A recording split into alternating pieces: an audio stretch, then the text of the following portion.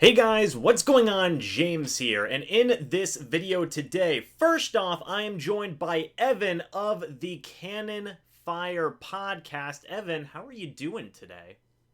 Doing pretty good. Thanks for letting me join your little video here. Of course, thanks for being on. Greatly appreciate that. And in today's video, Evan, we are actually talking about a topic that I think is kind of an interesting one, maybe an interesting what if type scenario. And this is, should the Tampa Bay Buccaneers potentially trade Jose Borregales? So, first things first, if you guys are new here, go ahead and subscribe, hit the like button if you do enjoy these types of videos, and leave your thoughts about this question down in the comment section down below. So, Evan, the reason I propose this question in this scenario is because earlier today I was watching a New York Jets YouTuber of all people. Green Bean New York Jets is the name of the YouTuber, and he was talking about the most recent New York Jets preseason game, and he was saying, we might actually have a kicker. I don't know. Maybe the New York Jets could trade one of their backup tight ends for Jose Borregales from the Buccaneers because he seems like he's a pretty decent kicker. And that got me thinking, if a New York Jets fan slash YouTuber is coming out and saying that he potentially wants his team to trade for Jose Borregales, what does that mean for other teams around the league? Is there maybe some interest there? So, Evan, right off the bat here, I want your thoughts about that situation, what Jose Borregales has been doing so far up to this point.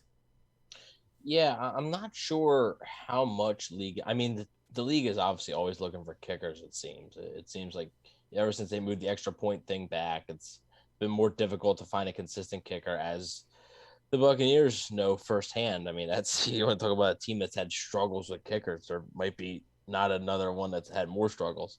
Um, I tweeted out. I thought it was interesting. The one year that the Bucs really don't need a kicker, they suddenly find this kid who looks good in practice. I mean, he's nailing all of his kicks in practice. The one thing I am gonna say though is I wish he got some game action because it's different. Game action to practice is totally different, a totally different vibe, energy. Guys are trying to block your kicks in practice, but like they're not actually really trying. It's more just getting your kicks up, getting your leg warm. In the games, though, like you got to make them. And I think Bruce Arians even said he wished that he was able to get him some live action. So I'm not sure how much interest he has around the league as far as a trade, but all it takes is one team. All it takes is one team to say, like, look, man, our kicking situation ain't good. We got an extra whatever. We got an extra tight end. We got an extra corner. We got an extra offensive tackle that we were going to cut anyway. Let's just send him here for this guy. So I think that's a scenario you could maybe see, but I'm just not sure. And look at the teams. Obviously, the Jets. We don't follow all 32 preseason, so I'm sure there's other teams out there that could use them.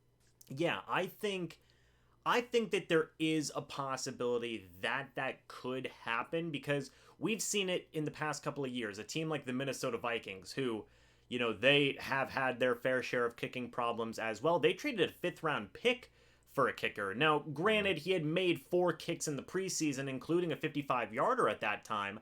So that is a little bit of a difference. Now, the Buccaneers have a couple of days between the window of their last preseason game and when they need to be cut down to 53 players on the roster. They need to be down to 53 by August 31st, and their final preseason game is this upcoming Saturday on the 28th. So there's a couple of days there.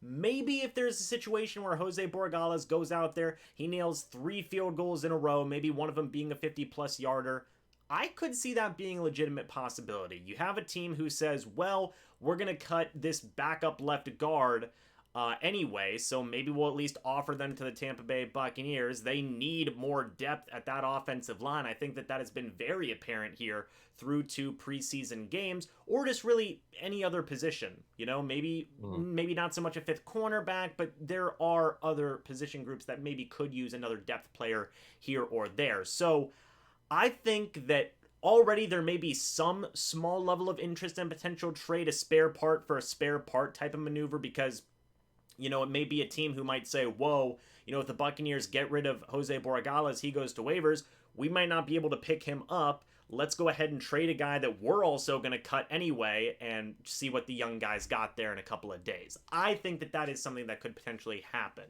So what do you think on that?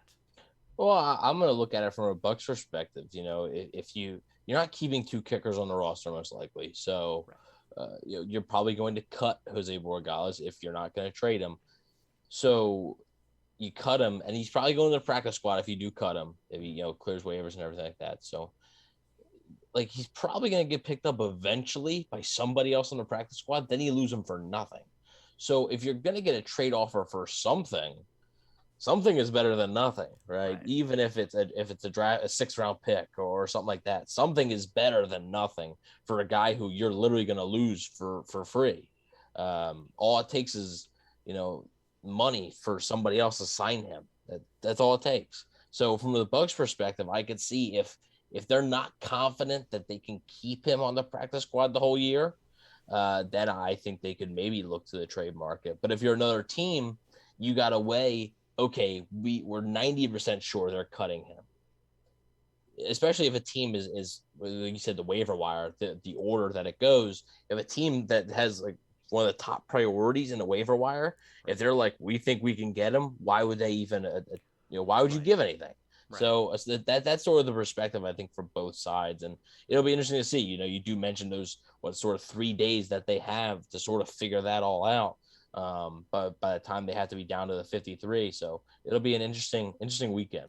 Yeah, I agree. And Jose Borregales, he has been good in camp so far. It like you said earlier in this video, it's so ironic, laughable almost, that the one time the Tampa Bay Buccaneers have a good kicker, Jose Borregales comes in and he knocks it out of the park. Like, all the years where they've had kicking competitions, Jose Borregales would have probably won most if not all of them. That's what makes this so just ironic in a way. But the Tampa Bay Buccaneers making late preseason type trades to get backup depth pieces isn't something that's new. They've actually done it in a couple years past with Gerald Hawkins, whenever they traded for him with the Pittsburgh Steelers. So Jason Light, he is crafty sometimes with certain types of moves like this. I could see it, and I know it's an interesting thing because it's like, if there is no game time action there, then that obviously changes it a lot. Like you said, I don't know if he'd be able to make it on the practice squad, because I think there'd be a team that would at least be willing to try him out for a game or two. We've seen this usual strategy, I guess, from certain teams with kicking problems where they will just throw in a new guy every 2 or 3 weeks. Heck, the Buccaneers have done it before in years past, where they have a kicker every 3 or 4 weeks just because the guy isn't getting it done. And I could see Jose Borregales potentially being in some type of shifting there of kickers for a team. So I really do think it's going to be an interesting thing to pay attention to. Like I said, Jason Light, he has gotten crafty with certain late preseason trade type scenarios before. Maybe they could pick up a backup offensive lineman, maybe even a veteran or something who may get cut there in the future. So we will have to pay attention to that. I thought it was a very interesting scenario. So yeah, guys, let us know your thoughts about this question and topic down in the comments section down below. Evan, before we go ahead and finish this video here, do you have any final words? No, not really. Just go check me out and my co-host Rhett on the Cannon Fire podcast. James is pretty much the honorary third member of the show. So if you want to see him frequently as well, if you want to hear him for, an extended period, the shows are like an hour. So not going to be as easy to sit through. I get it. But it's always a good time. So go check that out. And thanks for having me on. Of course. Thanks for being on again. And guys, I do want to say one more thing as well. Rhett and Evan, Cannon Fire Podcast, are hosting the Cannon Fire Watch Party on November 14th. Washington football team versus Tampa Bay Buccaneers. They have teamed up with Barry Haas and Wingbox, the food truck, as well. It's going to be a fun time. If you guys do want more information about that, I will have the video that Rhett and Evan posted on their YouTube channel down in the pinned comments down below. So anyway, guys, thank you so much for watching this video. Again, let us know your thoughts about this topic down in the comments section down below. Hope you guys all enjoyed. And as always, we will see you all in the next video or the next live stream. But until then, and as always, guys, goodbye for now, and go Bucs.